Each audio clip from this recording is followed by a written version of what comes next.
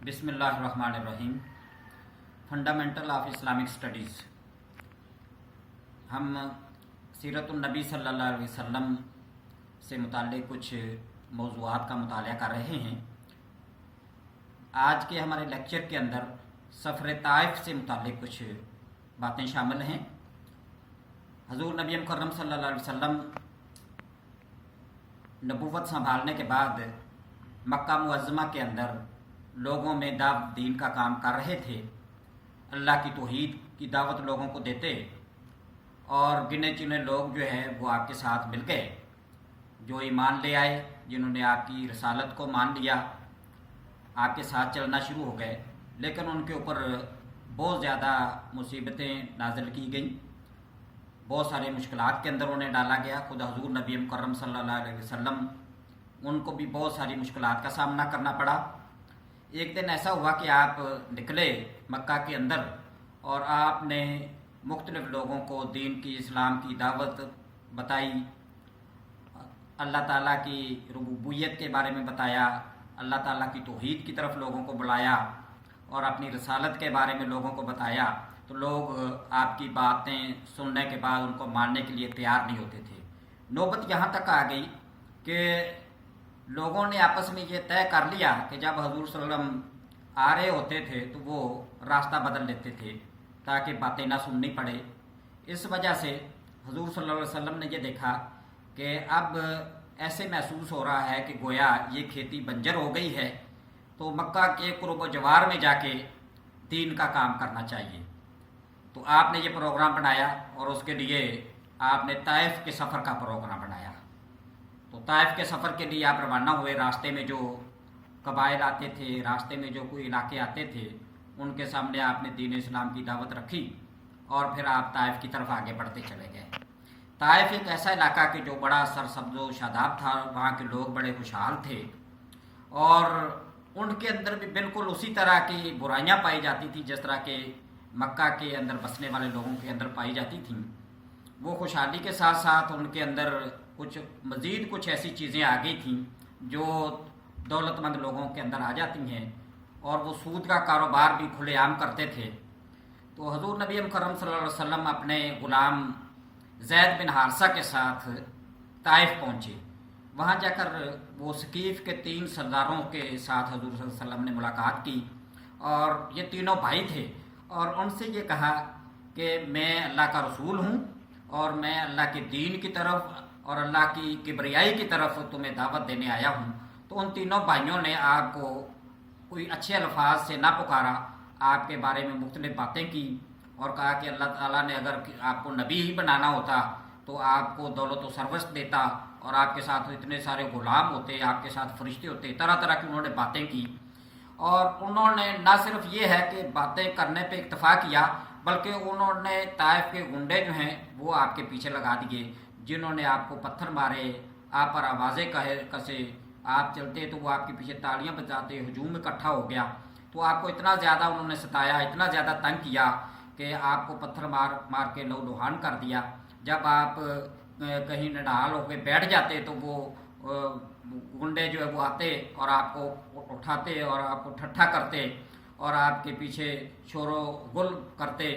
इस तरह का मामला चलता रहा कि चलते चलते आप एक बाग में पहुंच गए, बाग के करीब पहुंचे। तो ये बाग जो है ये उतबा और शैबा का था और वहाँ पर जब आप पहुँचे तो उतबा और शैबा ने अपने ग़ुलाम अद्दास को बुलाया और अद्दास से ये कहा कि अंगूर लाओ।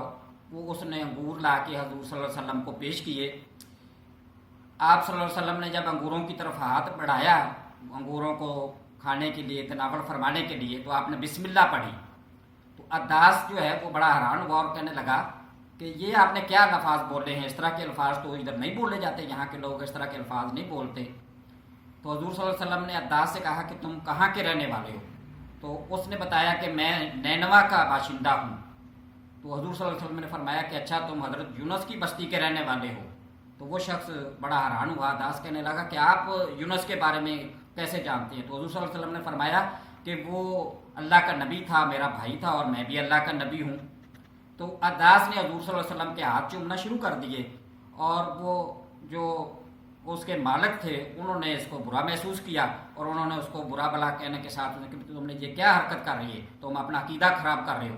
تو گویا وہاں پر حضور صلی اللہ علیہ وسلم کچھ دیر کے لیے ٹھہرے اور وہاں سے پھر اپنے غلام زید بن حارثہ کے ساتھ پھر آپ واپس ہوئے. کچھ دیر آپ نخلا میں ٹھہرے اور وہاں سے پھر آپ غار حرا پہ آ گئے. تو یہ جب سارا جو واقعہ ہوا، اس موقع پر جو سیرت کی کتابوں کے اندر واقعات بڑی تفصیل کے ساتھ بیان کیے گئے ہیں کہ اس موقع پر کہ جب آپ کو پتھر مارے جا رہے تھے اور آپ کو ستایا جا رہا تھا، تو اس وقت فرشتہ جبرائیل علیہ السلام آئے اور ان کے ساتھ پہاڑوں کا فرشتہ تھا. جبرائیل علیہ السلام کہتے کہ یہ اللہ تعالیٰ کا فرشتہ ہے یہ بھی، اور یہ پہاڑوں کا فرشتہ ہے، اور یہ کہتا ہے کہ اگر آپ حکم دیں تو میں ان دونوں پہاڑوں کو ملا دوں اور اس بستی کو اس کے اندر پیس دوں. تو حضور صلی اللہ علیہ وسلم نے فرمایا کہ نہیں، اس بستی کے لوگ جو ہے مجھے جانتے نہیں ہیں، ان قریب اس کی نسل جو ہے، ان کی نسل جو ہے وہ دین کو سمجھنے والی اور وہ اللہ پر اور اللہ کے رسول پر ایمان لانے والی اس کی نسل ہوگی. ان کی نسلوں میں سے لوگ جو ہے وہ میری رسالت کا اقرار کرنے والے نکل آئیں گے. تو حضور نبی کرم صلی اللہ علیہ وسلم نے اس موقع پر جب آپ بہت زیادہ نڈھال بھی ہو گئے تو اپنی بے بسی کی فریاد جو ہے وہ اللہ تعالیٰ سے کی. فرمایا کہ میرے اندر جو قوت نہیں اللہ، اور میرے اندر جو اس وقت ہمت نہیں ہو رہی، تو اس بسی کی اور بے ہمتی کی جو ہے وہ میں آپ کے سامنے ہی التجا کرتا ہوں. اللہ تعالیٰ سے بڑے عاجزی کے ساتھ اور بڑے ہی اچھے طریقے سے اللہ کے حضور دعا کی. اور وہ جو بات فرشتے نے کہی تھی، آپ نے اس بات کو ماننے سے انکار کر دیا اور کہا کہ نہیں، میں یہ دیکھ رہا ہوں کہ ان کی نسلوں میں سے ایسے لوگ ہوں گے جو میری رسالت کا اقرار کریں گے.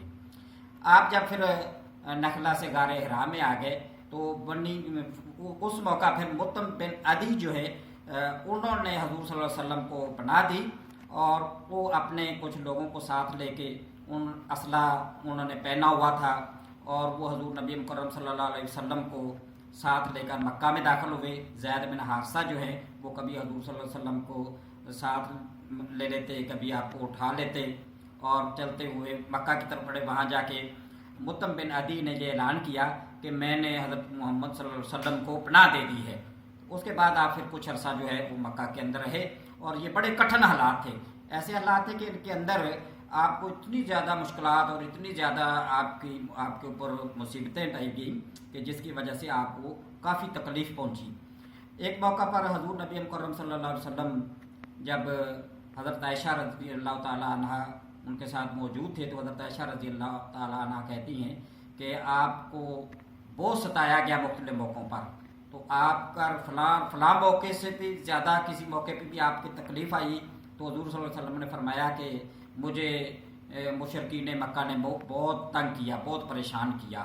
جب میرا بائیکاٹ کیا گیا، میرے خاندان کا معاشی بائیکاٹ کیا گیا اور مجھے معصور کر دیا گیا شب ابی طالب کے اندر، اور میں کئی دنوں تک وہاں پر موجود رہا، تو یہ میرے لیے ایک بڑا مشکل وقت تھا. لیکن اس سے بھی بڑا مشکل وقت وہ ہے کہ جب میں طائف میں گیا تھا، اور طائف میں نے لوگوں کو اللہ کے دین کی دعوت پہنچائی تھی، تو وہاں کے لوگوں نے جس طریقے سے میرے پیچھے گنڈے لگا دیے تھے، انہوں نے مجھے پتھر مار مار کے مجھے لوہان کر دیا. خون جو ہے وہ میرے جوتوں کے اندر جم گیا، میں اتنا نڈھال ہو گیا کہ میرے لیے چلنا مشکل ہو گیا. تو وہ وقت میرے لیے بڑا کٹھن تھا. تو یہ وہ واقعات تھے جو حضور نبی مکرم صلی اللہ علیہ وسلم کو سفر طائف کے اندر پیش آئے کہ طائف کی وادی میں جا کے آپ کچھ اس امید سے وہاں پہ گئے تھے کہ وہاں سے کچھ لوگ جو ہیں وہ دین کو ماننے والے اور اللہ تعالیٰ کی حاکمیت کا اور اللہ تعالیٰ کی کبریائی کا اعلان کرنے والے مل جائیں، تو میں ان لوگوں کو ساتھ لے کر میں مزید کچھ علاقوں کے اندر دعوت دین کا کام کروں گا. لیکن وہاں پر جو ان کے ساتھ واقعہ پیش آیا اور جن چیزوں کا وہاں پر سامنا کرنا پڑا، وہ مکے سے کچھ مختلف، مکے کے کفار مکہ جو تھے اور مشرکین مکہ جو تھے ان سے وہ واقعات مختلف نہیں تھے. تو یہ سارا واقعہ جو ہے یہ سفر طائف کے اندر پیش آیا ہے، اور اس کے بعد کے حالات جو ہیں وہ اگلے واقعات وہ ہم اگلے لیکچر کے اندر پڑھیں گے.